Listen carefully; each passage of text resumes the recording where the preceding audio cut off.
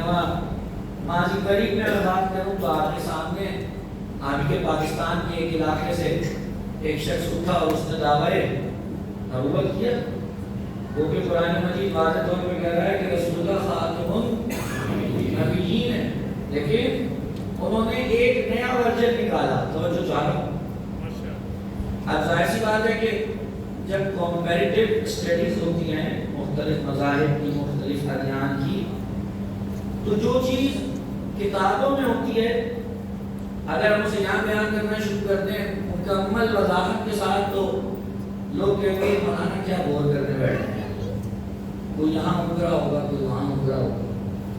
لیکن حقیقت یہ ہے کہ اگر آپ حضرات یہ جاننا چاہتے ہیں کہ دین اسلام میں رکھنا کہاں سے پڑا تو آپ کو ایک چیز کو دقیق انداز میں دیکھنا پڑے گا۔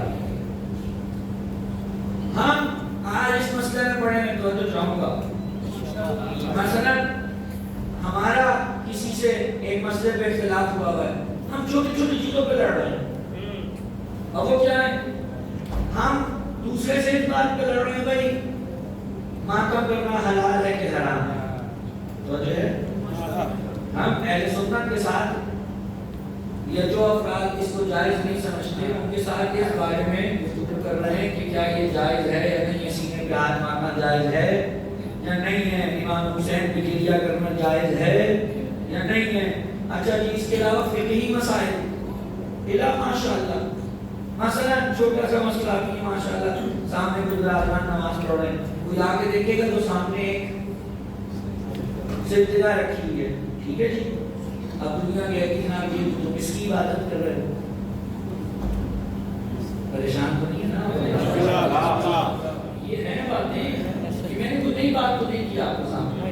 دیکھیے یہ ہر انسان کو ہے نا کہ اگر وہ کوئی عمل کر رہا اور کسی کو سمجھ میں نہیں آ رہا یا کوئی اعتراض کر رہا ہے تو جو عمل کر رہا ہے وہ کم از کم اسے یہ بتائے تو صحیح کہ اس عمل سے میرا کیا نتیجہ ہے اور میں اس سے کیا مقصد رکھتا ہوں۔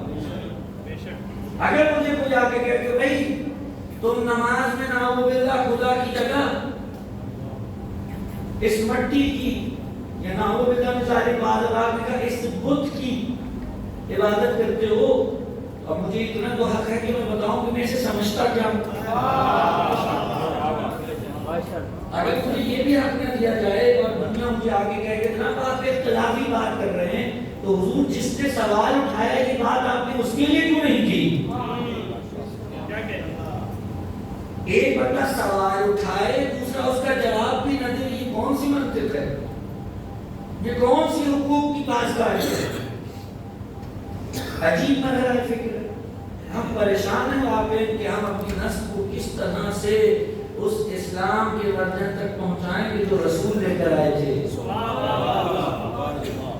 اگر ہم جواب دینا چاہیں تو پکڑ ہے، نہ دیں تو پکڑ ہے، جواب دیں تو انسان پکڑتے ہیں، نہ دیں تو خدا پکڑتا ہے۔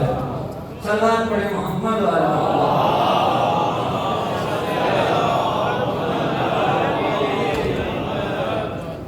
پھر ہم سوچتے ہیں کہ انسانوں کی پکڑ تو بہرحال اس دنیا تک ہی ہے، بہتر یہ نہ ہوگا کہ خدا کی پکڑ سے بچ کر انسانوں کی پکڑ میں ہی گرفتار ہو جائیں۔ چلیے آپ کو ایک طرف دیکھ لوں تاکہ بتا دوں کہ میں نے جملہ کہا ہے، میں نے اپنی طرف سے نہیں کہا، وقت تیزی سے گزر جاتا ہے اور یہ موضوع شروع تو میں نے کر دیا لیکن خدا جانتا ہے مکمل کروں گا، یہ 4 بجے سے بہت کم ہے۔ جناب امیر المؤمنین علی ابن ابی طالب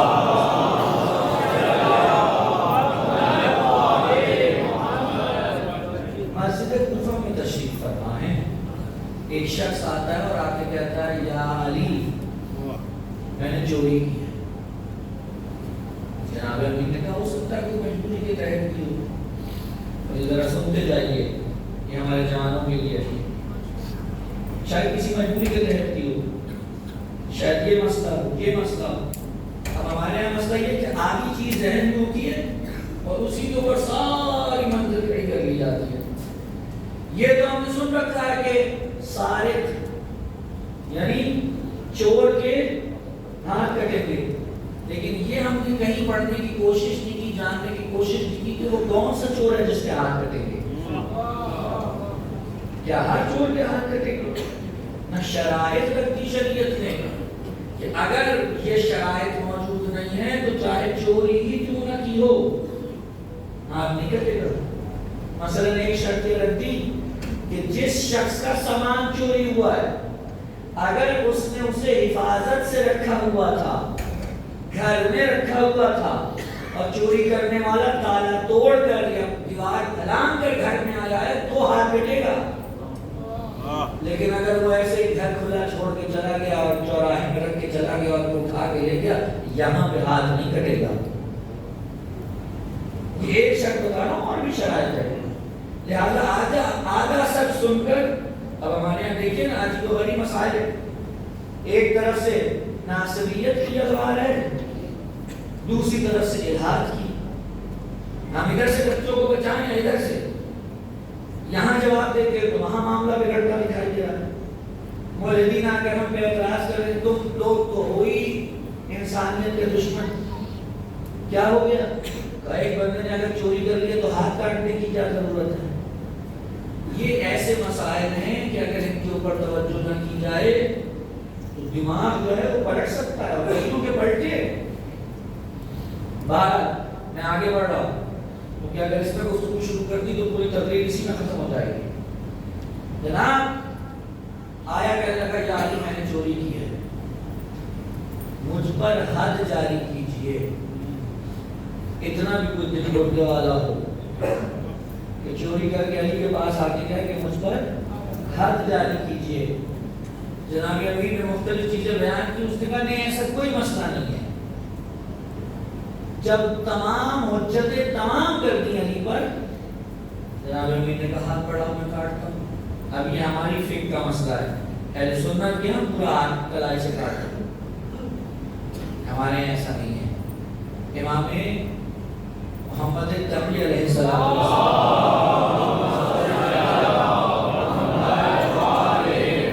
عباسی حکمران کے دربار میں پورا مناظرہ میرے مولا نے اس پر جیتا تھا, اور آخری جملہ جو میرے مولا نے آخر میں ارشاد فرمایا تھا, انہوں نے کہا یہ جو سارے بیٹھ کے کہہ رہے ہیں نا ہاتھ کاٹ دو, یہاں سے کاٹ دو, آدھا کاٹ دو, کلائی سے کاٹ دو, کچھ نے کہا یہیں سے کاٹ دو, ایک نے کہا بازو سے کاٹ دو. امام نے کہا تم کیا کر رہے ہو؟ کہ نہیں ہمارا یہ اجتہاد ہے, ہمارا یہ اجتہاد ہے. امام نے کہا دیکھو میں تمہیں دلیل دیتا ہوں کہ ہاتھ کہاں سے کٹے گا. تو کہاں سے کٹے گا؟ کہاں سے انگلیاں کٹے گی, صرف انگلیاں کٹے گی. کا دلیل کیا ہے؟ کا دلیل یہ ہے کہ جب بھی انسان سجدے میں جائے تو خدا نے واجب کیا ہے کہ 7 اعضاء کو زمین پر رکھے. اگر تم پوری کلائی کاٹ دو گے تو اس کا ایک اعضاء سجدہ میں سے ایک عضو کٹ جائے گا. تمہیں حق نہیں ہے کہ اس کا اعضاء سجدہ میں سے کوئی عضو کاٹو, میں حق نہیں. بہرحال جناب امین نے اس کی انگلیاں کاٹ دی, اور وہ ایک ہاتھ پہ اپنے لپیٹ کر خون بہہ رہا ہے, دوسرے ہاتھ میں انگلیاں اٹھا کے مسجد سے باہر جا رہا ہے. باہر ایک شخص مل گیا, اس نے کہا لو بھائی اچھا موقع ہے, اب کم از کم ایک بندے کو تو علی سے کاٹو. تم اتنی بڑا وجہ میں علی کی تعریفیں بیان کرتے ہو, کوئی تھوڑی سی چوری تو کی تھی. یا آج کے حالات کے حوالے سے سن لیں, اگر چھوٹا سا کوئی ہے کیا ہوتا ہے, اب چھوٹا کیا, ہمارے یہاں تو ماشاءاللہ حکومتیں ایسی ہیں کہ پورا ملک تک آ کے آتے ہیں, تو جو ہے نہیں ہمارے تو ایسے ہی معاملہ, تھوڑی سی تو کی تھی علی چھوڑ دیتے کیا جاتا. ہاں لیکن ایسا ہوتا میں تو فوراً بہتا, جہاں کوئی کہہ تو صحیح رہا, اتنے نعرے مارتا ہوں مولا علی کے نام کے. ایک دفعہ کی چوری نہیں معاف کر سکتے تھے, لیکن وہ کچھ علی کو جانتا تھا. اس نے کہا یہی تو میرے مولا کا کرم ہے کہ انہوں نے یہاں کی سزا دے کر وہاں کی سزا سے بچا دیا.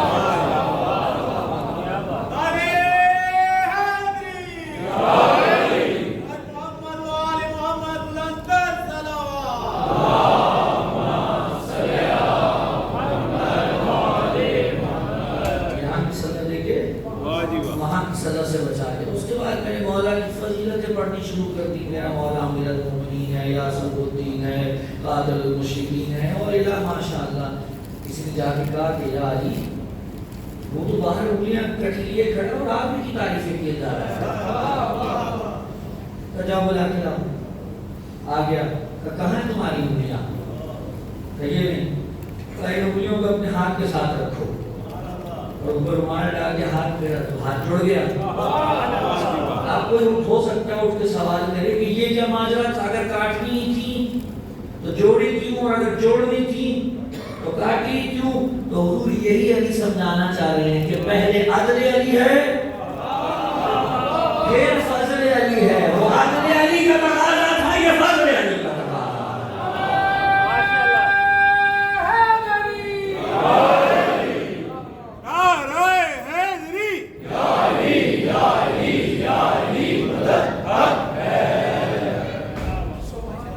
ایک جملہ کہا اس کی وجہ سے پورا واقعہ سنا پڑا. وہاں کی پکڑ سے بہتر ہے یہاں ہوتا ہے. ٹھیک ہے جی. تو میں عرض کر رہا تھا مختلف ورژن آ گئے ہیں اسلام کے، عرب سے نہیں ہے.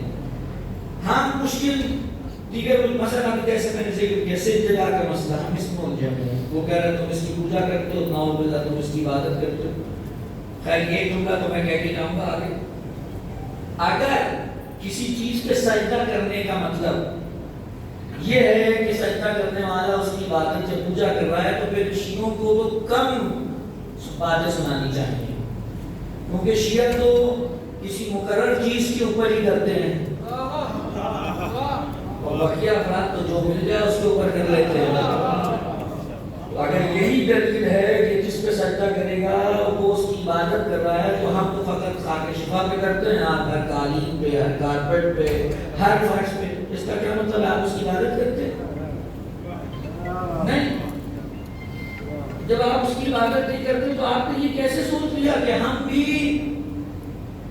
اس کی عبادت کر رہے ہیں؟ حضور ہم سے پوچھ لیجئے، ہم آپ کو بتائیں گے ہمارا کیا عقیدہ ہے. سب سے بڑا مسئلہ مسلمانوں کے درمیان جو وحدت کو فروغ نہیں دینے دیتا، جانتے ہیں کیا ہے؟ دوسرے کے عقیدے کے بارے میں خود سے کوئی انٹرپریٹیشن بنا دینا. ہاں وہ یہ کرتے تو اس کا یہ مطلب بھائی ان سے تو پوچھ لو کہ وہ کیسے مراد لیتے. مثلا ابھی 9-10 محرم گزری ہے، یہ جگہ جگہ پہ زلزلہ کے جلوس برآمد ہوئے. اب جناب یہ ہنگامہ ہے کہ یہ شیعہ مظاہر گھوڑوں کی عبادت کرتے ہیں، جانوروں کی عبادت کرتے ہیں.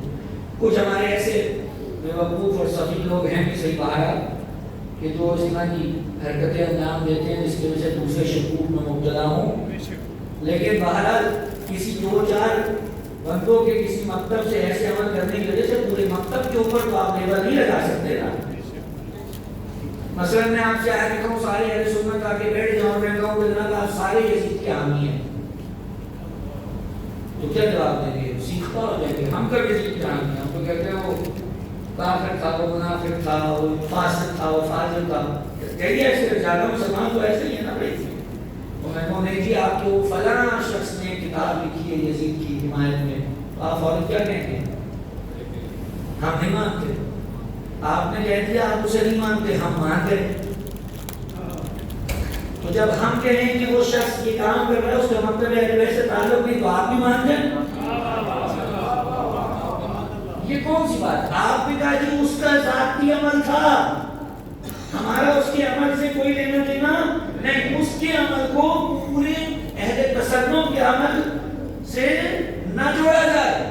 تو ہم بھی یہی کہہ رہے ہیں اگر 2-4-10-20 بندے آ کر کوئی خرافات انجام دیتے ہیں تو ان کے خرافات کو پورے مکتب کے اوپر لیبل نہ لگائیں اور ہم سے پوچھ لیں کہ بھائی ہم کیا مراد لیتے ہیں اس سے. لیکن خود سے انٹرپریٹیشن غلط ہے. چلیے یہ تو 2-4 میں نے مسائل ذکر کر دیے، لیکن ابھی اصل مدے پہ تو بات ہی نہیں آ پا رہی. ہم ان میں الجھے ہوئے ہیں جناب یہ کیوں ہو رہا ہے، یہ کیوں ہو رہا ہے. یہ کوئی وقت نہیں رکھتے مسائل کہ جن پہ آپ بیٹھ کر بحث کریں اور نتیجے نکالیں. اس سے بڑے مسئلے ہیں، ان کو حل کر کے خود حل ہو جائیں گے. اور وہ جانتے ہیں کون سے مسئلے؟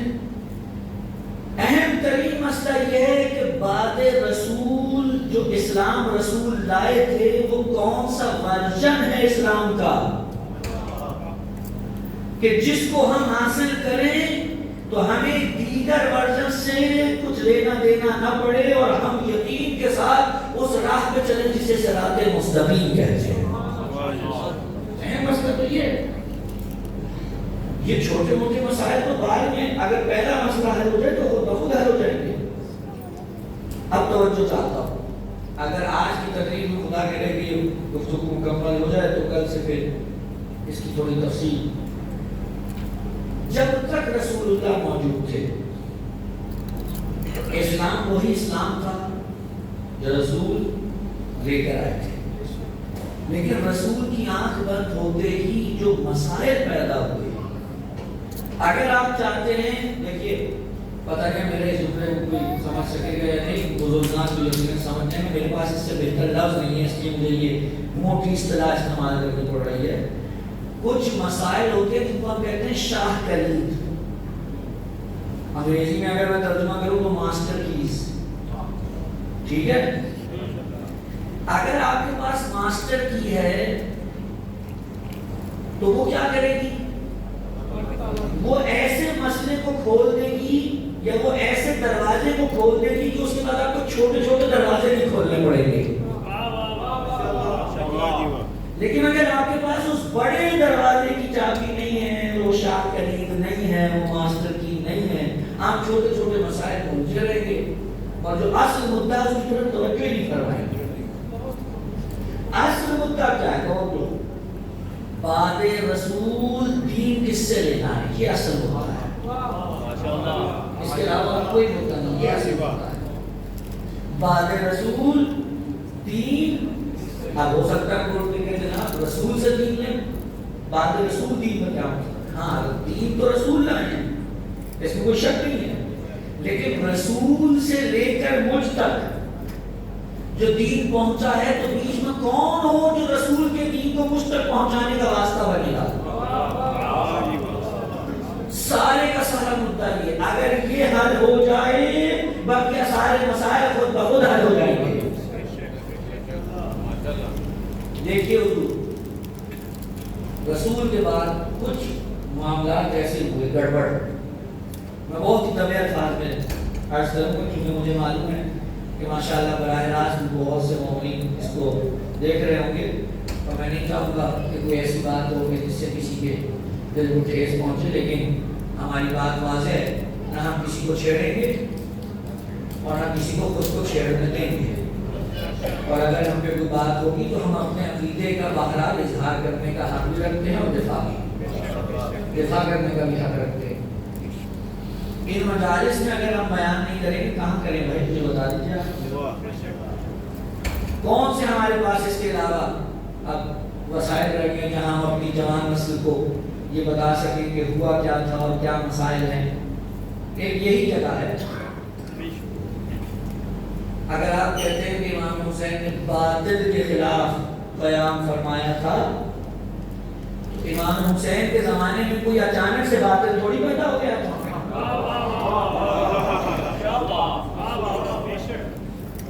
وہ لوگ جو یزید اور کربلا کو حادثہ کہتے ہیں نا وہ غلط ہیں۔ یزید یا واقعہ کربلا حادثہ نہیں ہے، نتیجہ ہے، یہ نتیجہ ہے ان غلطیوں کا جو فوراً بعد رسول ہوئی، کوئی مانے یا نہ مانے۔ دیکھیے تاریخ شیعہ سنی نہیں ہوتی، تاریخ میں سب کچھ موجود ہے، اب آپ ماننا چاہیں تو مان لیں، نہ ماننا چاہیں نہ مانیں، لیکن واقعہ کربلا کو جیسے ایک حادثے کی صورت میں پیش کیا جا رہا ہے، واقعہ کربلا حادثہ نہیں ہے، نتیجہ ہے۔ یہ میں نہیں کہہ رہا ہوں، بزرگان تشریف فرمائے، شاید نام سنا آیت اللہ کاشف الغطا، یہ اتنا بڑا نام ہے کہ اگر آپ جا کر انٹرنیٹ پر سرچ کریں تو آپ کو معلوم ہوگا کہ ان کی شخصیت کیا تھی۔ وقت نہیں ہے کہ میں بیان کروں۔ انہوں نے شاعر تھے، بڑے قادر الکلام شاعر تھے، انہوں نے شعر لکھا، اب میں اس کا ترجمہ یہاں پہ سامنے پیش کروں گا، لیکن ترجمہ پیش کرتے ہوئے بھی میں گھبرا رہا ہوں کہ پتہ نہیں کون اس کو کیسے لے کے جائے گا۔ وہ کہتے ہیں کون کہتا ہے کہ واقعہ کربلا حادثہ ہے؟ نہیں، واقعہ کربلا حادثہ نہیں ہے، یہ پیچھے ہوئے واقعے کا نتیجہ ہے، اور وہ واقعہ یہ ہے کہ جس کو بنا کے گئے تھے اسے چھوڑ دیا. اور ایک ایسے مکان میں جس میں غدیر کو چھوڑنے والوں کا اجتماع ہوا. نام لینے کی تو ضرورت نہیں ہے نا, میں لوگوں کے کان کھڑے ہو جائیں گے. اس میں تو جو ہے پریشان ہو رہی ہے, اس میں جو اجتماع ہوا اس اجتماع کا نتیجہ ہے یہ واقعہ کربلا. کسی شاعر نے کیا خوب کہا تھا, جب اس کو مصرع یاد نہیں آ رہا, مفہوم کچھ یہ تھا کہ حادثات جو ہیں وہ اچانک سے نہیں ہوتے, تاریخ نے سالہ سال اپنی آغوش میں پالتی ہے, پھر اس کے بعد بھی توہم پذیر ہوتے ہیں. جناب ایسا کیا ہوا بعد رسول, توجہ چاہوں گا, یہ میں آپ کو بالکل مین پوائنٹس بتانے لگا ہوں, ورنہ اگر میں یہاں پہ لسٹ بنانے بیٹھوں تو الہ ماشاءاللہ. اہم ترین جو رکھنا پڑا نا موضوع, اسلام کے ورژنس کو متعدد کرنے میں, ایک ورژن جو حقیقی ورژن تھا اس سے مختلف ورژنس بنانے میں جو اہم ترین کردار تھا جن چیزوں کا, ان میں سے ایک ہے کہ آخری وقت میں رسول کو وہ لکھنے نہیں دیا گیا جو وہ لکھنا چاہتے تھے. میں آپ سے ایک سوال کرتا ہوں, اور یہ ساری امت مسلمہ سے میرا ایک سوال ہے. فی الحال مجھے اس سے مطلب نہیں ہے کہ کس نے نہیں لکھنے دیا, کیوں نہیں لکھنے دیا, ابھی سوال میرا صرف ایک ہے, اور وہ کیا ہے, اگر آپ کے گھر میں آپ کے دادا یا نانا ایسے لمحات میں ہوں کہ بس ابھی کچھ ہی دیر میں ملک الموت آیا اور انہیں داعیہ اجل کی آواز پر لبیک کہنا پڑے گا, تو آخری وقت میں کہیں کہ بھائی میں کچھ لکھ کے دینا چاہتا ہوں. جتنے مسلمین ہیں ان سے ایک سوال ہے, ان کا اپنے دادا یا اپنے اس خاندان کے بزرگ کے ساتھ کیا رویہ ہو؟ اگر 2 لمحے کے لیے تصور کر لیں کہ ان کے ظالم دماغ پر ان کی بیماری کا بہت غلبہ ہو گیا, اور وہ آخری خواہش کریں کہ بھائی میری آخری خواہش یہ ہے کہ مجھے کچھ لا دو, کاغذ قلم لا دو, میں لکھ کے دے دوں, تو کیا آپ کے دماغ میں آئے گا کہ بھائی آخری خواہش ہے, چلو لا کر دے دیتے جو لکھ کے دینا چاہتے ہیں. یا اگر کوئی عام آدمی بھی ہو تو اس کے لیے بھی ہمارے دماغ میں کم از کم مسلمان سمجھتے ہوئے نہیں اپنے آپ کو, تو انسان سمجھتے ہوئے تو یہ کام کریں گے نا کہ بھائی چلو لا دو, آخری خواہش ہے. آخری خواہش تو اس کی بھی پوری کر دی جاتی ہے جس کو تختہ دار پہ لٹکانا ہوتا ہے. اس سے پوچھا نہیں جاتا تمہاری آخری خواہش کیا ہے, تو وجہ ہے جسے تختہ دار پہ لٹکایا جاتا ہے اسے پوچھا جاتا آخری خواہش کیا ہے تمہاری. مثال کے طور پر وہ کہتے ہیں میری خواہش ہے کہ مجھے کاغذ اور قلم لا کے دے دیا جائے, میں کچھ لکھنا چاہتا ہوں, کوئی منع کرے گا نہیں, جبکہ معلوم ہے کہ اس کا لکھ کے دینا میری ہدایت کے اندر کوئی عمل دخل نہیں رکھتا. پتہ ہے مجھے, اس کے گھر والوں کو بھی پتہ ہے کہ یہ جو بھی لکھ کے دے گا اس کا میری عاقبت اور میری آخرت سے کوئی تعلق نہیں ہے. اب اگر رسول کہے کہ مجھے کاغذ قلم لا دو, اور صرف یہ نہ کہیں کہ میرا دل چاہ رہا ہے کچھ لکھو, ساتھ میں یہ کہیں ایسی تحریر لکھ دوں جس کے بعد تم کبھی گمراہ نہ ہو, اس کا مطلب یہ ہے کہ اب رسول اپنے دل کو بہلانے کا کچھ نہیں لکھ رہے ہیں, امت کی ہدایت کا مسئلہ ہے.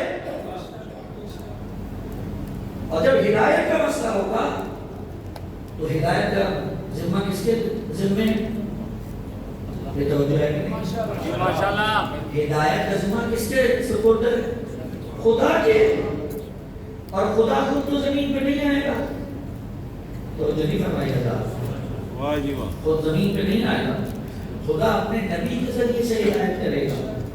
اور نبی اگر ہادی ہے اور حتماً ہادی ہے تو ہادی ہی تو ضلالت سے بچائے گا. اور جب رسول کہہ رہے ہیں کہ میں تمہیں ضلالت سے بچانے کے لیے ایک تحریر لکھ کے دینا چاہتا ہوں، اس کا مطلب یہ ہے کہ رسول کو یہ فکر ہے کہ میری امت میرے بعد گمراہ نہ ہو۔ معلوم ہوا کیا نتیجہ نکلا؟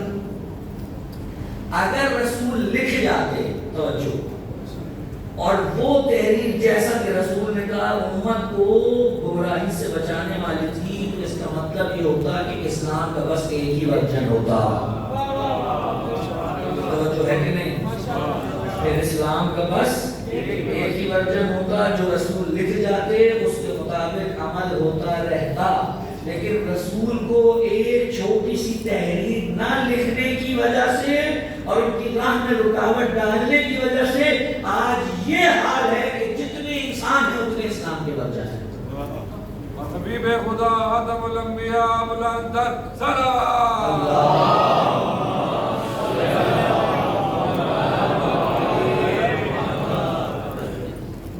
کتنا عجیب مرحلہ ہے نا، تو جو ہے کتنا عجیب مرحلہ ہے۔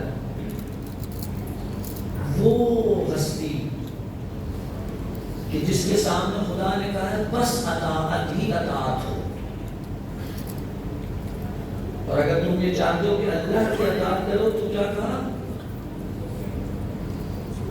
پہلے رسول کی اطاعت، من یطیع الرسول فقد اطاع اللہ، جس نے رسول کی اطاعت کی حقیقت میں اس نے اللہ کی اطاعت کی۔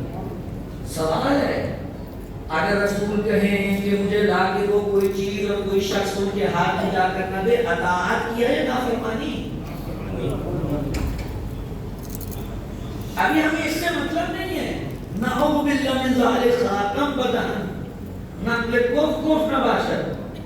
اگر رسول طلب کریں اور علی بھی انہیں یہ لا کر نہ دیں، نعوذ باللہ،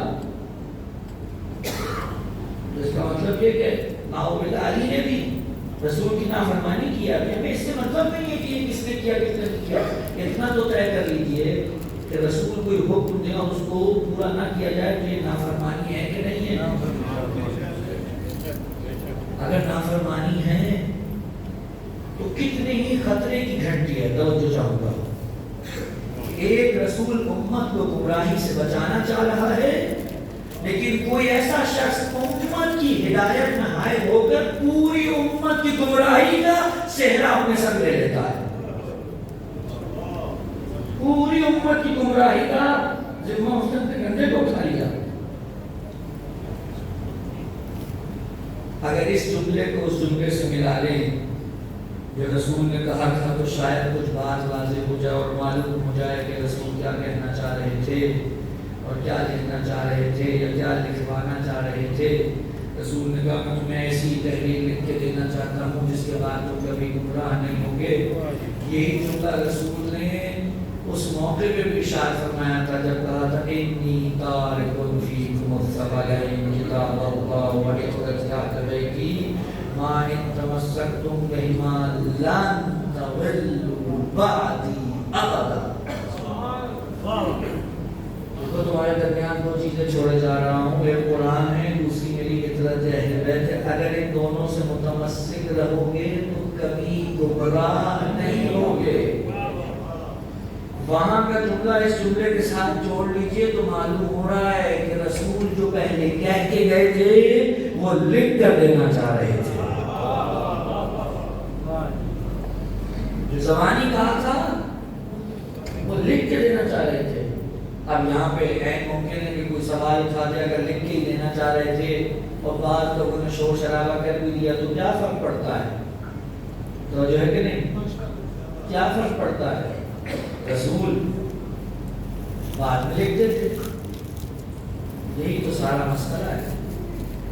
اگر آپ توجہ چاہوں گا، خدا کے واسطے میرے ساتھ رہیں گے، اگر آپ کسی یہاں شاید کوئی وکیل بیٹھا ہو تو میری بات کی تائید کر دے، اگر آپ کسی کورٹ میں جائیں اور وہاں لا کر کسی گواہ کو پیش کیا جائے اور گواہ کو پیش کرنے کے بعد کہا جائے کہ بھئی ان کی گواہی کو قبول کیا جائے، اور جو مخالف ہو وہ کہیں سے کوئی پینترا کھیل کر کوئی ایسی رپورٹ میڈیکلی بنوا کے لے آئے جس میں اس گواہ کے بارے میں یہ لکھا ہو کہ اس کا دماغی توازن درست نہیں ہے،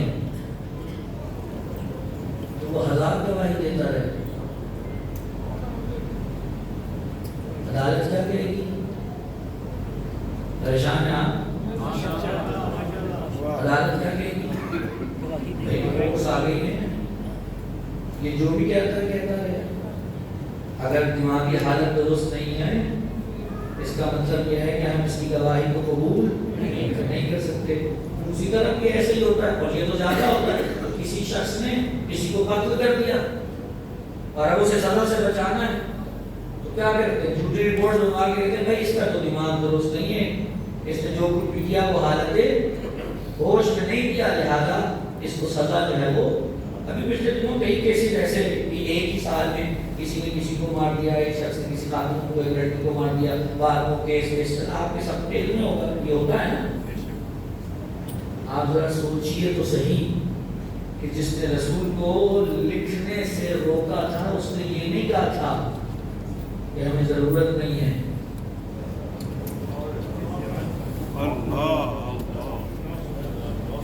اس نے آگے سے کہا تھا کہ نہیں، ان کے اوپر بیماری کا غلبہ ہو گیا ہے۔ اب اگر اس عالم میں رسول کچھ لکھ بھی جاتے، وہ لکھا اور موجود ہوتا، لیکن دنیا کے سامنے کہتے رسول نے اس حالت میں لکھا تھا جو قابل قبول نہیں ہے۔ نتیجہ کیا نکلتا؟ لکھنے کا بھی کوئی فائدہ نہیں ہوتا، اور جن کے بارے میں رسول لکھ کر وصیت کر جاتے ان کی زندگی اور زیادہ مشکل میں پڑ جاتی اسی وقت۔ یہ ہے وہ پیدا رکھنا، رسول کو لکھنے نہیں دیا گیا، اگر لکھنے دیا گیا ہوتا آپ مسلمان ایک دوسرے کے دستوں کے روانہ ہوتے۔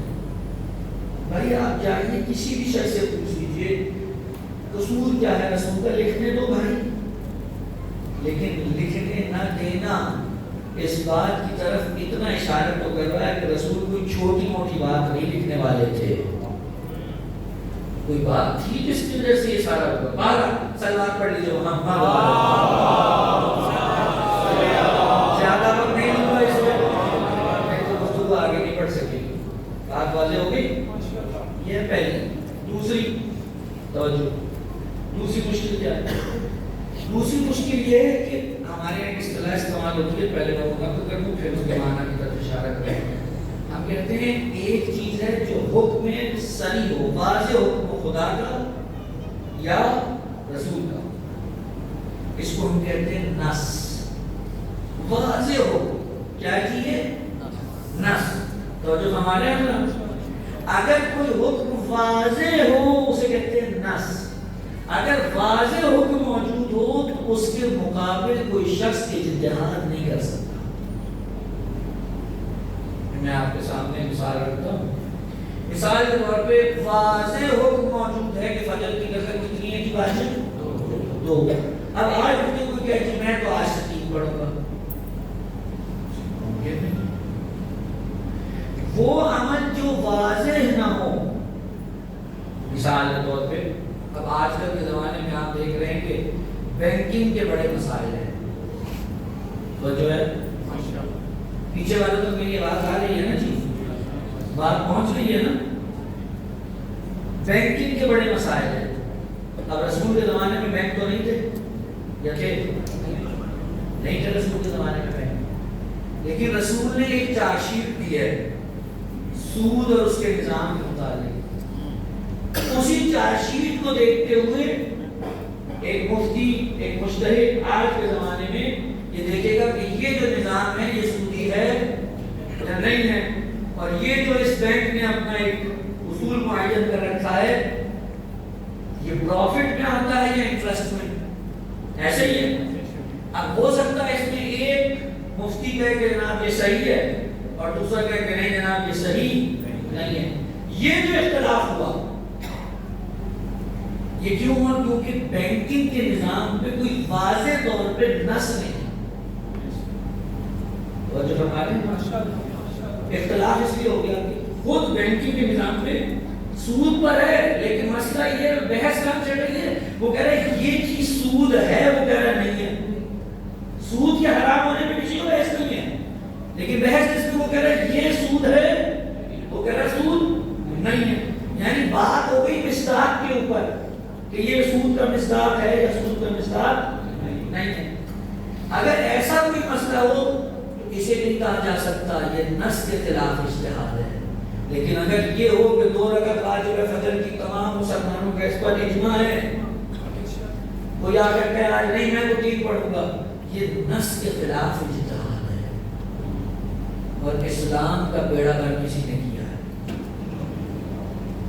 رسول واضح طور پہ کچھ ارشاد فرما رہے اور اس کے مقابل لوگ یہ کہتے ہوئے، خدا کرے میرا جملہ پہنچ جائے، یہ کہتے ہوئے کہ رسول کے زمانے میں یہ دونوں حالات تھے اور میں آج حرام کر رہا ہوں.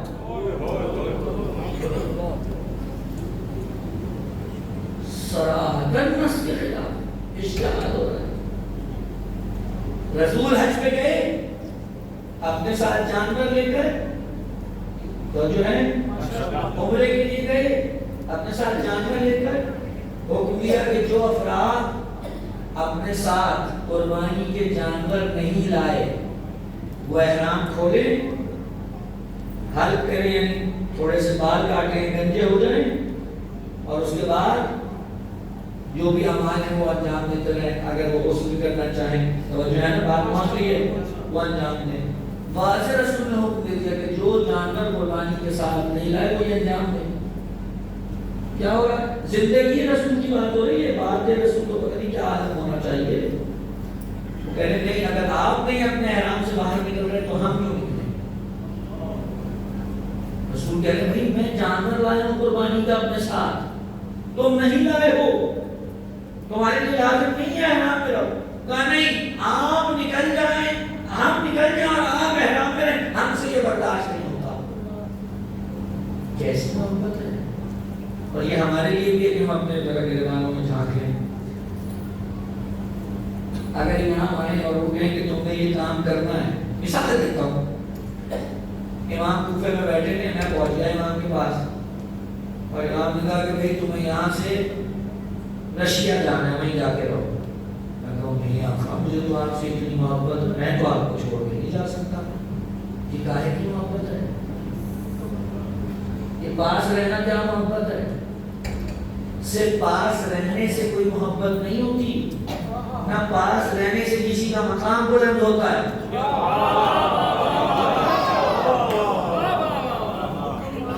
اس وقت ہوتا ہے جب ان کا کہا مانے، جب ان کی اطاعت کریں. اسی لیے آپ دیکھیے کئی ایسے تھے جو پاس رہتے تھے لیکن رسول نے ان سے یہ نہیں کہا کہ ان سے شفاعت کرا لینا. لیکن وہ اویس جس نے کبھی زندگی میں رسول کو نہیں دیکھا تھا لیکن اطاعت میں طاق تھا، رسول نے کہا جس کو شفاعت کرانی ہو اویس سے کروا لینا.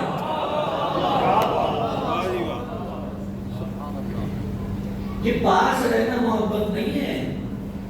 جہاں بھی ہو وہاں آپ کے قلب میں امام کا ہونا یہ محبت ہے. ورنہ میں تو کہوں گا نعوذ باللہ خدا سے پروردگار تیرے عادل کیا ہے؟ نعوذ باللہ تو عادل نہیں ہے. مجھے امام حسین سے کی محبت اور تم نے مجھے کربلا میں پیدا ہی نہیں کیا. میں تو چاہتا ہوں روز امام حسین کے حرم کی زیارت کروں. میں تو چاہتا ہوں روز حرم کی جاری پکڑ کے امام حسین سے بات چیت کروں. پاس رہنا اور ہے اور دور رہ کر اطاعت کرنا اور ہے. میں یہ نہیں کہوں نعوذ باللہ کل کوئی کہہ جناب کہ آپ نے زیارت کے خلاف بول دیا، زیارت پہ جانا چاہتے ہیں آپ، نہ جتنا جا سکیں جائیں. لیکن یہ چیزیں جو آپ ظاہری دیکھ رہے ہیں یہ اس وقت فائدہ دے گی جب قلب آپ کا جڑا ہو. ورنہ فقط ظاہری جسم کی مل جانے سے کچھ نہیں ہوتا. ہمارا تو 1400 سال سے جھگڑا ہی ہے کہ فقط رسول کو آنکھوں سے دیکھ لینے سے کچھ نہیں ہوتا. اگر کسی کی دل کی آنکھ نہ کھلی ہو تو سر کی آنکھ ہزار دیکھتی رہے. یہ سر کی آنکھ کا دیکھنا نقصان کرے گا، فائدہ نہیں. آپ کا کیا نقصان کرے گا؟ ایک شخص رسول کے بالکل ساتھ ہو. چلیے میں قرآن کی آیت کا حوالہ دے دیتا ہوں. آپ ادھر ادھر جانے کی بات نہیں ہے. سورہ تحریم پڑھی ہے آپ نے؟ ہیں جی پریشان کیوں ہیں آپ؟ سورہ تحریم پڑھی ہے آپ نے؟ سورہ تحریم میں خدا نے ازواج رسول کا ذکر کیا ہے. ایک قرآن ہے، میں اپنی طرف سے کچھ بیان نہیں کر رہا. سورہ تحریم میں ازواج رسول کا ذکر ہوا ہے. وہاں خدا نے کیا کہا ہے کہ اے رسول کی بیویوں تم دوسری خواتین کی طرح نہیں ہو. اگر تم نے خدا نخواستہ کوئی غلط حرکت کی تو ہم تمہیں دوہرا عذاب کریں گے. کیوں؟ کیونکہ تم رسول سے نسبت رکھتی ہو. اس کا مطلب یہ ہوا کہ یہ جسمانی قرب چھوٹ نہیں دیتا، یہ تو معاملہ سخت کر دیتا ہے. ایک وہ شخص، توجہ چاہتا ہوں، یہ بہت بڑی بات کہنے جا رہا ہوں، ایک جملے میں اس سے آگے نہیں بڑھ سکتا، میری مجبوری ہے. ایک شخص جس نے 1400 سال کے بعد رسول کا کلمہ پڑھا ہے، رسول کو بغیر دیکھے، اگر اس کا اس زمانے میں ایمان اور یقین رسول پہ پختہ ہے، اعتقاد پختہ ہے، تو وہ اس شخص سے افضل ہے جس نے رسول کو دیکھ کے کلمہ پڑھا لیکن بات نہیں مانی.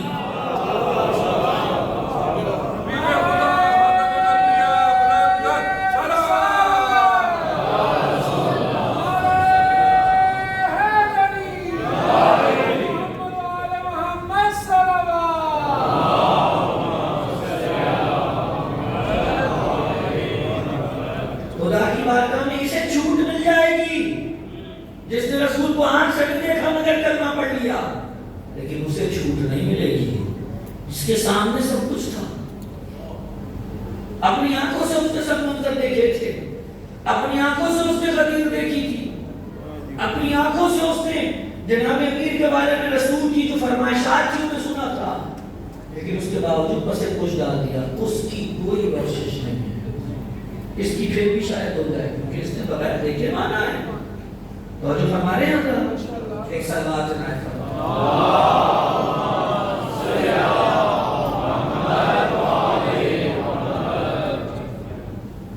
دو چیزیں ہوتی. کیا جی؟ ایک رسول کو لکھنے نہیں دیا، دوسرا نص کے مقابل اجتہاد ہوتے رہے، اور تیسری چیز توجہ، تیسری چیز یہ کہ نظام ہدایت کو توڑ دیا گیا. وہ آپ کے لیے یہ کیا ہے؟ دیکھیے وقت تو نہیں ہے، پورا تقریباً گھنٹہ ہونے کو آیا. میں بس 5 منٹ میں بات کروں گا، آگے کل گفتگو پھر چلے گی. اگر آپ سے کوئی آ کر کہے کہ آپ بات رسول کی سے امام مانتے ہیں تو آپ کیا کہیں گے؟ سب بولے نا مولا علی کو. یہ بات رسول جو آپ مولا علی کو کہتے ہیں کہ امام ہے، اس امام کا کیا مطلب ہے؟ یعنی وہ رسول کے فقط ممبر کے بارے سے، یعنی بس رسول کی سیاست کے بارے سے. یہ ذہن میں اتار لیجیے خدا کا بات. آج کل ایسے افراد ہیں دونوں طرف سے، کوئی ادھر سے ہوا آ رہی ہے، کوئی ادھر سے ہوا آ رہی ہے. جب ہم کہتے ہیں جناب امیر امام ہے، ہمارا امام سے فقط یہ مطلب نہیں ہوتا کہ امام جو ہے وہ سیاسی لیڈر ہے. توجہ ہے، سیاسی لیڈر بھی ہے لیکن سیاسی لیڈر ہی نہیں ہے. بات واضح ہو گئی؟ فقط سیاسی لیڈر نہیں ہے، سیاسی لیڈر بھی ہے لیکن اصل کیا ہے؟ امام اصل میں ہادی ہے. یہ جو رسول ہدایت کا سلسلہ لے کر آئے ہیں، رسول توجہ ہے کہ نہیں؟ رسول پر نبوت ختم ہوئی ہے، ہدایت نہیں. یہ بات نہیں پہنچ پائی شاید. رسول پہ نبوت ختم ہوئی ہے، خدا کا سلسلہ ہدایت منقطع نہیں ہوا. اگر ہدایت کا سلسلہ منقطع ہو جائے تو میں آپ سے ایک سوال کرنے کا حق رکھتا ہوں. حضور اللہ نے جب اس دنیا میں بشر کو بھیجنا چاہا تو سب سے پہلے کسے بھیجا؟ کون تھا تو؟ حضرت آدم علیہ السلام.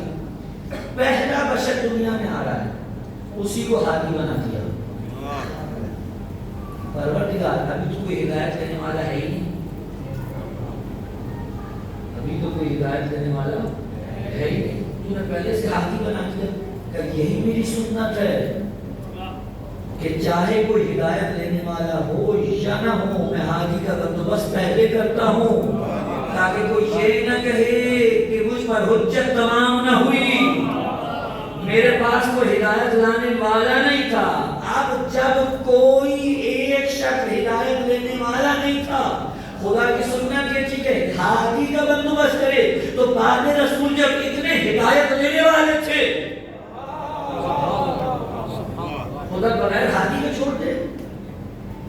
نہیں، بات بھی بہت صحیح ہے۔ چلیے اب اگر دیر ہوگی تو یہ آپ کی وجہ سے ہوگی۔ سبحان اللہ، ماشاءاللہ، سلام پڑھے محمد۔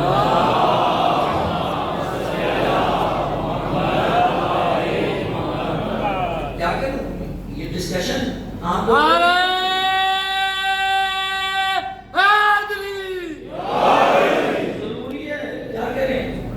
سوشل میڈیا پہ بیٹھ کے ہمارے عقائد کے خلاف لوگ ایسے اپنی زبان سے دلوں کی بوچھاڑ کر رہے ہیں، ہمارے بچے ہم سے آگے پوچھتے ہیں ہم کیا کریں؟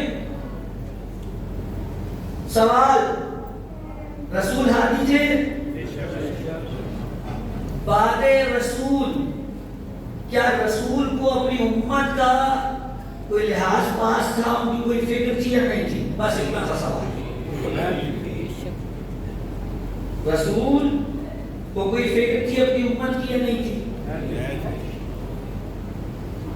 اللہ کی سنت کیا رہی؟ حضرت نوح کو بھیجا، شریعت پہلی، اس کے بعد ان کے اوصیاء کا سلسلہ۔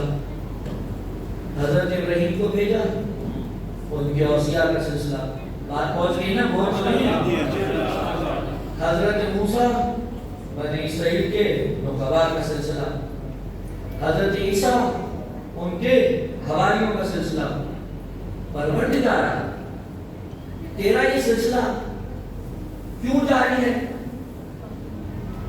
جبکہ اللہ جانتا ہے، توجہ، اللہ جانتا ہے کہ نوح کی شریعت آخری نہیں ہے۔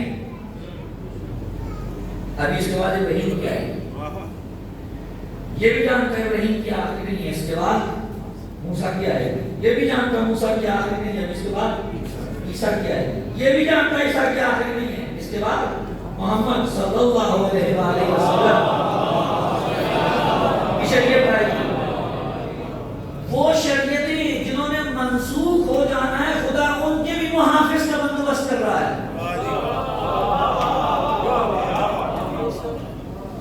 یہ کیسے قابل قبول ہے کہ جس شریعت میں قیامت تک جانا ہے، خدا اس کے محافظ کا بندوبست نہ کرے؟ سنت الہیہ کے خلاف ہے۔ جب سنت الہیہ کے خلاف ہے تو پھر ہوا کیا؟ توجہ، اب دو ہی باتیں، یا تو رسول اللہ کو اپنی امت کی فکر ہے یا نہیں ہے؟ آپ میں ہے؟ بہت سے لوگ کہتے ہیں نہیں تھی، کہتے نہیں تھی، نظریہ ہے ان کا کہ رسول کو فکر نہیں تھی۔ اگر آپ یہ کہیں کہ رسول اپنے بعد کسی کو محافظ بنا کر نہیں گئے کہ تم مل کے جو کرنا چاہو کر لینا، اس کا کیا مطلب ہے؟ اس کا مطلب یہ کہ رسول کو فکر نہیں ہے۔ نہیں، آپ کو میں بات نہیں پہنچا پایا شاید، چلیے میں دوسری طرف سے جاتا ہوں۔ دیکھیے، بعد رسول جو پہلی خلافت معرض وجود میں آئی، ٹھیک ہے نا، جس طرح بھی آئی، وہ کیسے خلیفہ ہوئے؟ خلیفہ ہوئے کیسے خلیفہ ہوئے؟ چند افراد نے ان کی بیعت کی، ٹھیک ہو گیا، اور جب بیعت ہو رہی تھی تو اس پر کیا کہا گیا کہ رسول چلے گئے ہیں، مدینہ ہماری چھاؤنی ہے، مدینہ ہمارا ملک ہے، مدینہ ہمارا ریاست ہے، اور اگر ہم نے اس پر کسی کو معین نہیں کیا تو انتشار کا خطرہ ہے، لہذا ضروری ہے سب اکٹھے ہو جائیں اور کسی کو معین کر دیں۔ معلومہ ایک صاحب کو معین کر دیا گیا۔ توجہ، جب 2.5-3 سال کے بعد وہ دنیا سے جا رہے تھے تو لوگ ان کے پاس آ کہا کہ کیا بندوبست کیا تم نے؟ کہا میں تم لوگوں کو بھیڑ بکریوں کی طرح چھوڑ کے نہیں جاؤں گا، میں اس ریوڑ پر ایک گڈریا معین کر کے جاؤں گا۔ اور انہوں نے خلیفہ ثانی کو اپنی جانب سے ان سب پر ایک حاکم معین کر دیا۔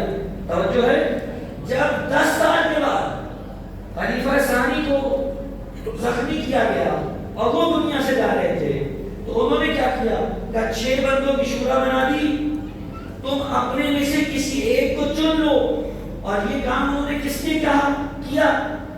زوجہ رسول جناب عائشہ نے ان تک پیغام پہنچایا کہ یہ بتائیے اپنے بعد آپ نے امت کا کیا سوچا ہے؟ تو وہ کہنے لگے میں ایسے چھوڑ کے نہیں جاؤں گا، میں ان پہ کوئی معین کر کے جاؤں گا، میں اس ریوڑ پہ کوئی گڈریا معین کر کے جاؤں گا۔ سوال اتنا ہے، جتنی فکر امت کو خلیفہ دوم اور خلیفہ سوم کی کو جتنی امت کی فکر تھی، کیا اتنی فکر رسول کو تھی یا نہیں تھی؟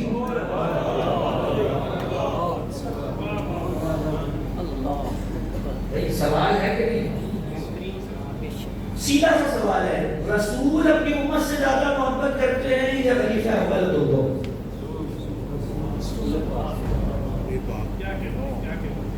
اگر رسول محبت کرتے ہیں تو پھر ہونا تو یہ چاہیے کہ رسول کسی کو معین کریں۔ بھئی بعد والے معین کر رہے ہیں کہ بغیر کسی کے نہیں چھوڑ سکتے، تو ممکن کیسے ہے کہ رسول بغیر کسی کو معین کرے چلے جائیں؟ عقل تسلیم نہیں کرتی۔ مجھے نہیں پتا کہ آپ لوگوں کے ہاں ایسا کوئی سلسلہ ہے کہ نہیں، پہلے ہوتا یہ تھا کہ بیچارے جو نائی ہوتے تھے جو بال کاٹتے تھے، ہم نے دیکھا ہے، ابھی شاید ہوتا ہو، ہر ایک کے پاس اتنا کیپٹل نہیں ہوتا کہ وہ بہت بڑی دکان بنا کے جناب میرا سیلون ہے، اس میں آئیے آپ کو یہ سروسز ملے گی۔ گاؤں وغیرہ میں کیا ہوتا ہے، وہ ایک گھنا درخت ہو اگر پیپل کا تو اس کے نیچے وہ کرسی رکھ کے سامنے ایک شیشہ لگا کے جو اس کے اوزار ضرورت کے ہوتے ہیں وہ رکھ کے بیٹھ جاتا ہے، اور جس کا جو وہ ایک ساتھ میں اس نے ایک پٹرا سا رکھ لیا جناب علی بینچ سا لکڑی کا بنا کر کہ اگر زیادہ لوگ آ جائیں تو یہاں پہ بیٹھ کے وہ استراحت کرے اور میں جیسے جیسے بال کاٹتا جاؤں تو وہ جاتا جائے۔ اگر کسی نائی نے کسی باربر نے اپنے یہ سارے مال مواد کو ایک درخت کے نیچے ایسے معین کر کے رکھا ہوا ہو اور اسے اچانک سے فون آ جائے کہ بہت ضروری کام ہے، تاخیر کا کل نہیں کرنی، جلدی آ، اب اس کے پاس اتنا بھی وقت نہیں ہے کہ وہ جو اپنی دکان ہے اس کو سمیٹے، اسے پیک کرے اور پھر جائے۔ وہ بھی اگر اس حالت میں جانے لگے تو کسی کو کہے کہ بھائی ذرا دھیان رکھنا،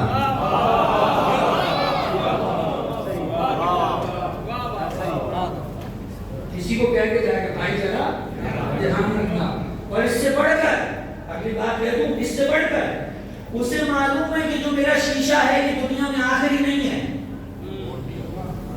یہ ٹوٹ بھی گیا دوسرا آ جائے گا، اسے پتا ہے میری کرسی چوری ہو گئی دوسری آ سکتی ہے، اسے پتا ہے میری کینچی میرے کنگھی میری مشین یہ کوئی آخری نہیں ہے، دکانیں بھری پڑی آ جائیں گی۔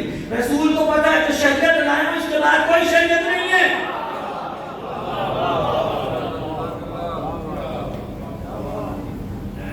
کچھ نہیں ہے اس کے بعد، یہ آخری پیغام ہے پروردگار کا۔ رسول کو فکر ہی نہیں ہے، جب کوئی عقل اس بات کو تسلیم کرنے کو تیار ہوگی، حضور جتنا اپنے آپ کو عاقل سمجھنے کا مسئلہ اتنا تو رسول کو بھی سمجھنے، اتنا تو سمجھنے رسول۔ بس گفتگو کو یہی روک رہا، کربلا حادثہ نہیں نتیجہ ہے، نتیجہ ہے۔ آج 14 محرم کی شب لگ رہی ہے بتاؤ، امام حسین کا لاشا کربلا کے میدان میں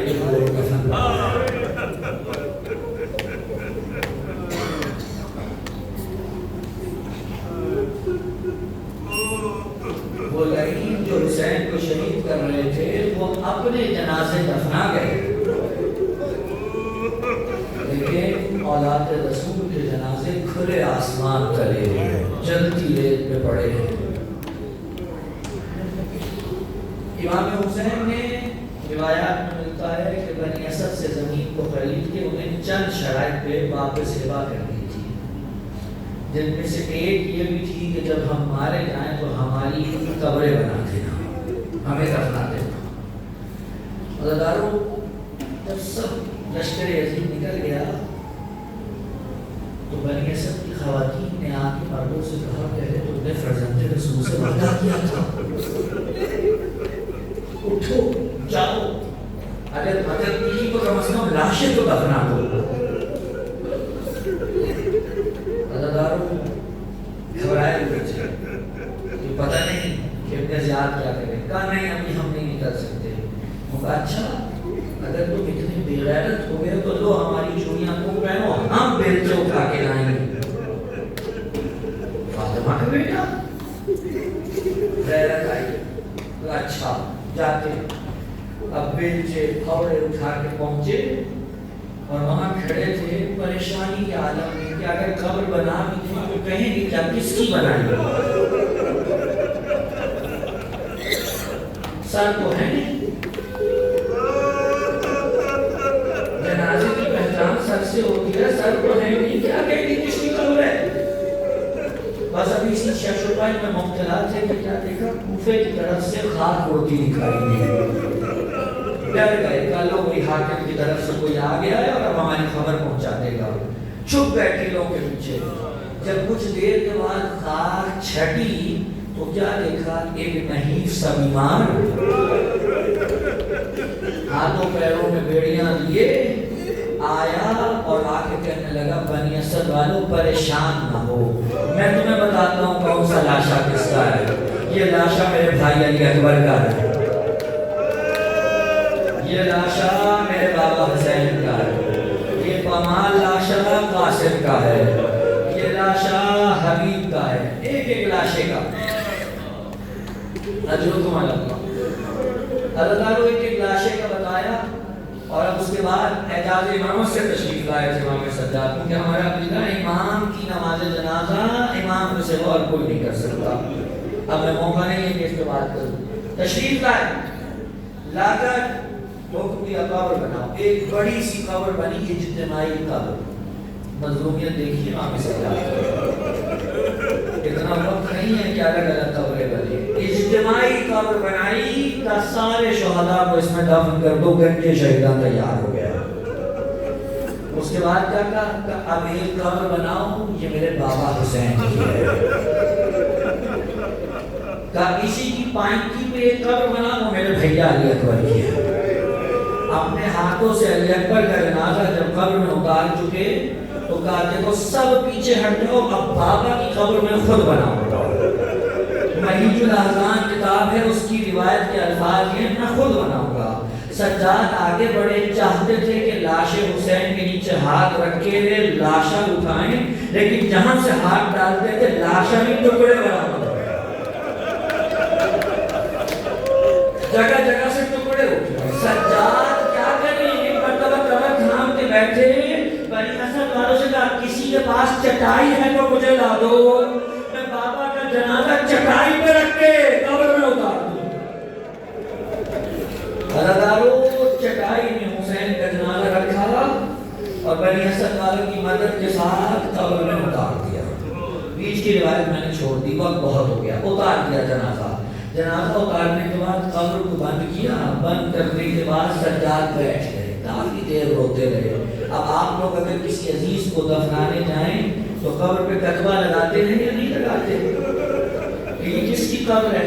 سید سجاد نے بھی اپنے بابا کی قبر پہ کتبہ لکھا، انگلی سے قبر پہ لکھا حاضر قبر الحسین ابن علی ابن ابی طالب الذی قتلوہ عطشانا غریبا۔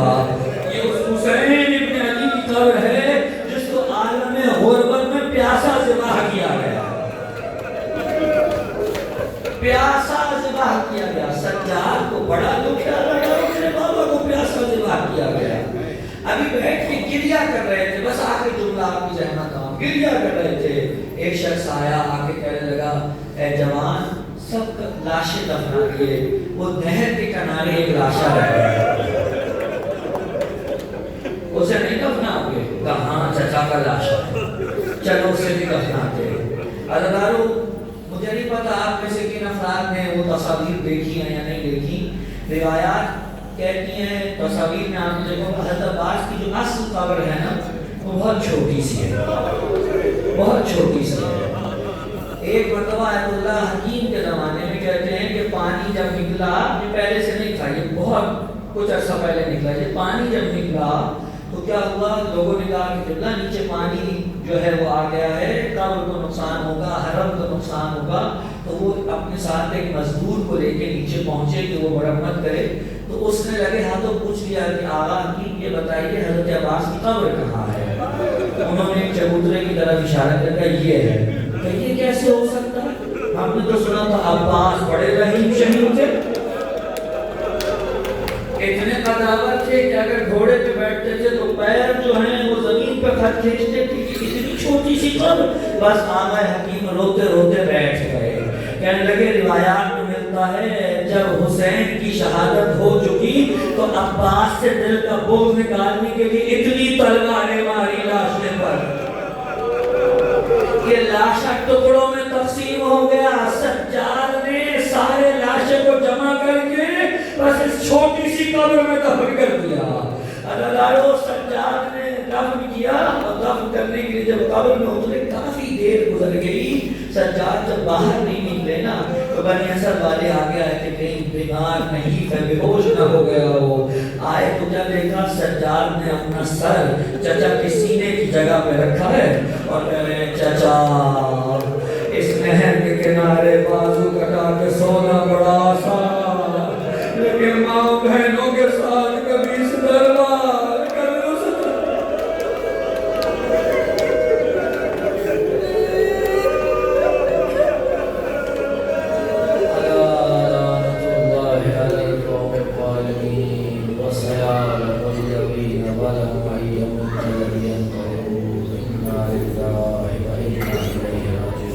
پروردگار منتظر خود حسین کے ضرور تعجیل فرما، ہمیں ان جوان انصار میں شامل فرما، گناہ کبیرہ و صغیرہ سے درگزر فرما۔ رب العزت جب تک زندہ رہیں در اہل بیت سے وابستہ، پروردگار ولایت علی کو ہماری نسلوں میں منتقل فرما، پروردگار عزائے سے الشہداء کو ہماری نسلوں میں منتقل فرما، اس عبادت کو اپنی بارگاہ میں قبول و مقبول فرما، بحق محمد و آلہ الطاہرین۔